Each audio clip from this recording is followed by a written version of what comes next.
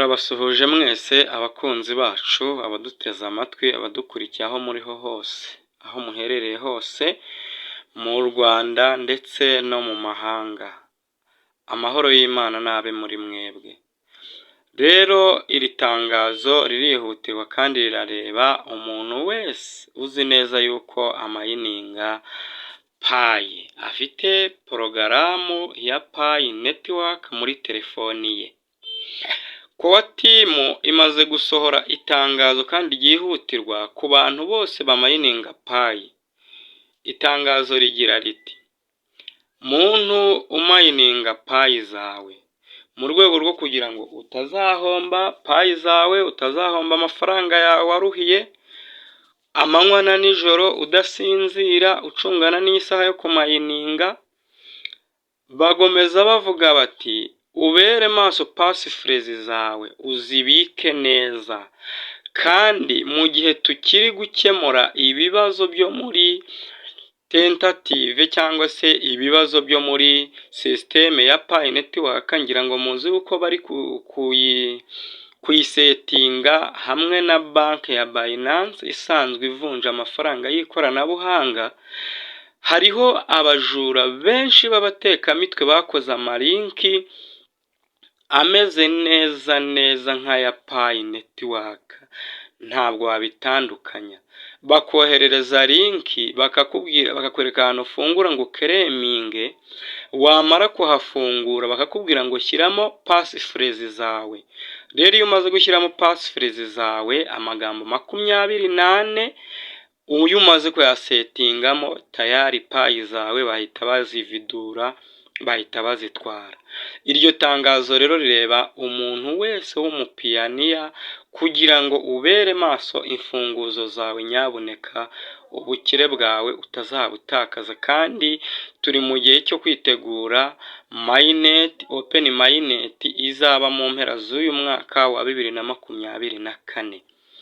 Byaba bibabaje kuba waba waratangiye uruhira amafaranga yawe uyamayininga, utabura umuriro muri telefoni yawe, urara udasinzire kugira ngo umayininge, hanyuma abajura bakakwiba ubutunzi bwawe.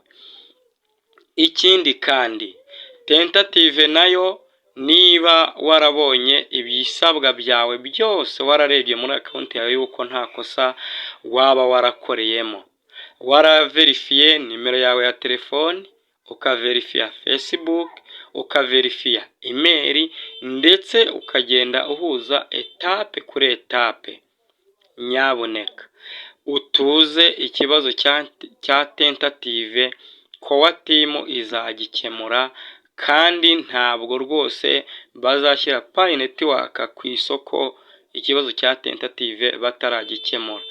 Ibyo ngibyo bireba timu kandi yiteguye kubikora.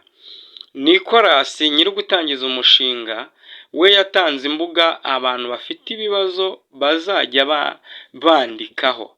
Ubwo rero urubuga waba utizeye uramenya utazarwandikira bakakubwira ngo shyiramo pasifurezi zawe kugira ngo bazirebe, ari uburyo bwo kugira ngo bakwibe umutungo wawe. Uramenye rero, rinda payi yawe umayininge neza utuje. Ikindi kandi pasifurezi zawe uzibika ahantu hafite umutekano. Niba warazitakaje cyangwa utarazitakaje byaba ari amahirwe. Niba bagiye batanga amasaha, ngira ngo hari aba bahaye iminsi 184, hari n'abo bahaye iminsi 92. Iyo minsi batanze niyo kugira ngo umuntu wese akosore ibibazo biri muri akawunti ye.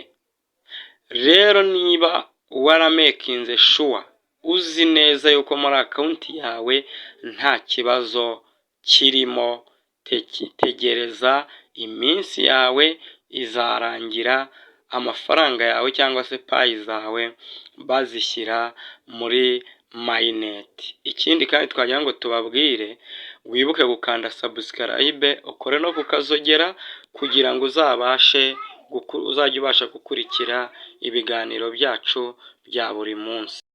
Core Team ikomeza igira iti, iravuga iti bitewe n'uko Pi Network cyangwa se GCV igiciro cyemejwe ari amadolari 354 ndetse n'159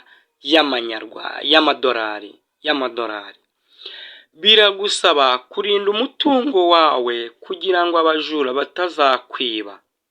Niba wizeye neza ko passiphrase zawe utazifite cyangwa hari undi muntu waba uzizi utizeye neza yuko account yawe uyinjiramo, hindura password. Numara guhindura password ukeretinge indi passphrase nshyashya. Ibyo ngibyo bizagufasha kurinda umutekano wa security ya account yawe. Ikindi, abantu bashyashya bari gufungura account batarahabwa KYC ngo babe bayikora, namwe mutuze. Core Team yatangaje muri iryo tangazo yuko nta muntu n'umwe bazashyira Pi ku isoko atahawe KYC kugira ngo abanze ayikore, kandi nta n'uwo bazafunga ngo bashyire Pi ku isoko KYC batarayimuhaye. Ikindi, hari abandi bagiye baha KYC barayikora ariko kubera kutabimenya barayica. Abo nabo baribaza ati se bizagenda bite? Ikisubizo ni muhumure, namwe bazabaha indi muzayikora, kandi ni muhumure. Core Team nayo irabizi, izi neza yuko hari igihe uba uri kuyikora connection zikavaho, irabizi byinshi. Gusa icyangombwa ni uko ureba account ko ari yawe urimo ukoresha atari iy'undi muntu, na nimero iba winjiriramo cyangwa se verifiyeho ari yawe bwite. Bon,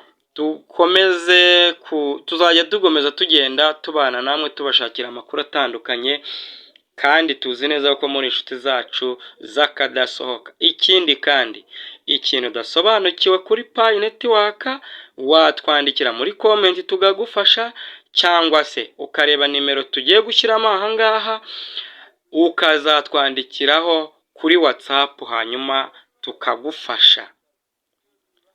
Ubwo rero uributswa gukanda subscribe unasharinge kuri bagenzi bawe kugira ngo aya mahirwe atazagucika.